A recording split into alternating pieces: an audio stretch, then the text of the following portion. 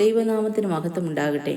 ഒരു കാലത്ത് നമ്മുടെ അമ്മമാരും വല്യമ്മച്ചിമാരുമൊക്കെ പാചകത്തിനും മറ്റുമായി ഉപയോഗിച്ചിരുന്നത് അധികവും മൺപാത്രങ്ങളായിരുന്നു.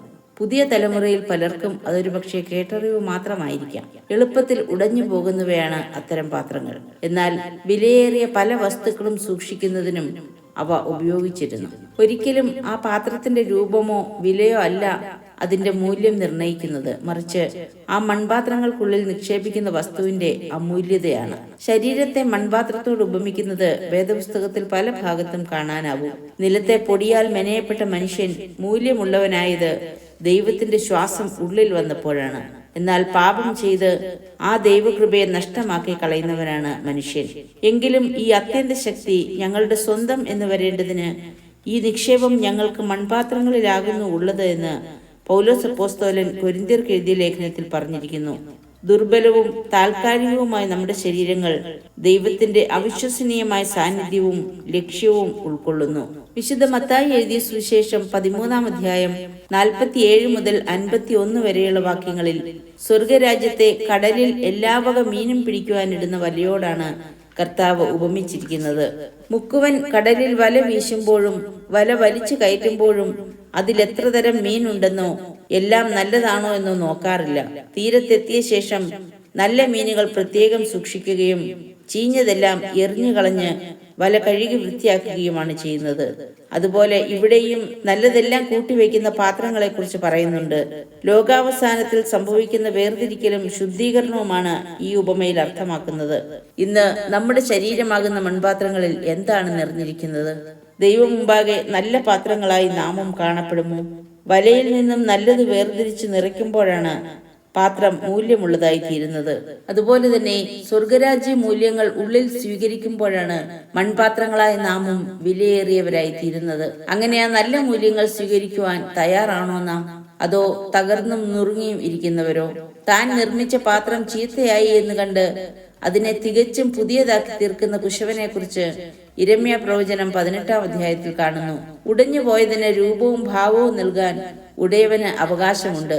പാപത്താൽ തകർന്നും ഉടഞ്ഞും പോയ കേടുവന്ന നമ്മുടെ ജീവിതങ്ങളെ ഉടയവനായ ദൈവം ഉപേക്ഷിക്കാതെ വീണ്ടും പണിയും, പുതിയ രൂപവും ഭാവവും നൽകും.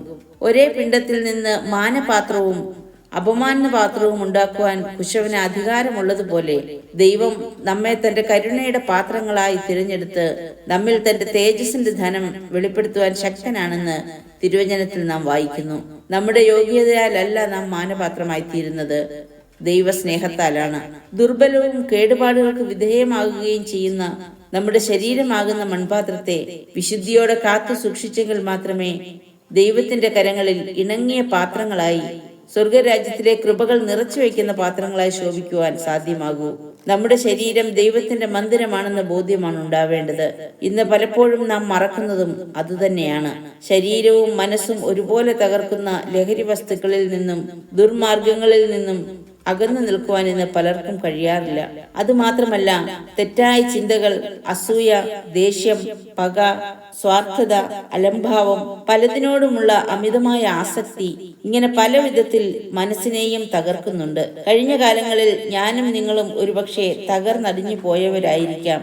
എന്നാൽ ഒരു നിമിഷം നമ്മെ ആ ദൈവകരങ്ങളിൽ ഒന്ന് സമർപ്പിക്കുമെങ്കിൽ, ഒന്ന് ഏൽപ്പിച്ചു കൊടുക്കുമെങ്കിൽ, ആ കുശവനെ പോലെ സ്വർഗീയ പിതാവ് നമ്മെയും രൂപപ്പെടുത്തും. നമ്മുടെ കുറവുകളെ ഒന്ന് ഏറ്റുപറയുമെങ്കിൽ അവൻ നമ്മെ ആശ്വസിപ്പിക്കും. ആ ദൈവകൃപയിൽ ആഴമായി വിശ്വസിക്കുകയും ആശ്രയിക്കുകയും ചെയ്യുമെങ്കിൽ നമ്മുടെ ബലഹീനതകളിൽ ബലമേകുവാൻ ശക്തനാണവൻ. നമ്മുടെ ശരീരമാകുന്ന മൺപാത്രത്തിൽ ദൈവിക ചൈതന്യത്തെ സ്വീകരിക്കുവാനും സംരക്ഷിക്കുവാനും കഴിയുമ്പോഴാണ് ജീവിതം അനുഗ്രഹകരമാകുന്നത്. പ്രിയമുള്ളവരെ, നമ്മുടെ നോമ്പുകൾ അർത്ഥവത്തായി തീരുന്നുണ്ടോ? നമ്മുടെ ശരീരമാകുന്ന മൺപാത്രം ഇന്ന് ആരുടെ കയ്യിലാണ്? സ്വന്തം താല്പര്യത്തിന് രൂപപ്പെടാനാണോ, അതോ ഉടയവനായ ദൈവത്തിന്റെ കരങ്ങളിൽ വിട്ടുകൊടുത്തിട്ടുണ്ടോ? ദൈവമഹത്വം ശരീരത്തിൽ വഹിക്കുവാൻ നമുക്ക് സാധിക്കുന്നുണ്ടോ? സ്നേഹത്തിലും സ്വഭാവത്തിലും ക്രിസ്തുവിന്റെ ഭാവം ഉൾക്കൊള്ളുവാൻ നമുക്കും സാധിക്കണം. ക്രിസ്തു എന്ന വെളിച്ചം നമ്മുടെ ബലഹീനതകളിലും പ്രകാശിക്കണം.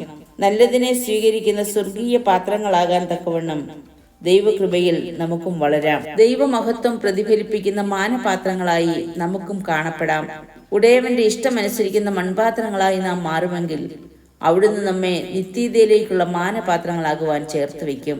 പൗലോസ് അപ്പോസ്തലൻ പ്രബോധിപ്പിക്കുന്നു, നിങ്ങൾ ബുദ്ധിയുള്ള ആരാധനയായി നിങ്ങളുടെ ശരീരങ്ങളെ ജീവനും വിശുദ്ധിയും ദൈവത്തിന് പ്രസാദവുമുള്ള യാഗമായി സമർപ്പിപ്പീൻ.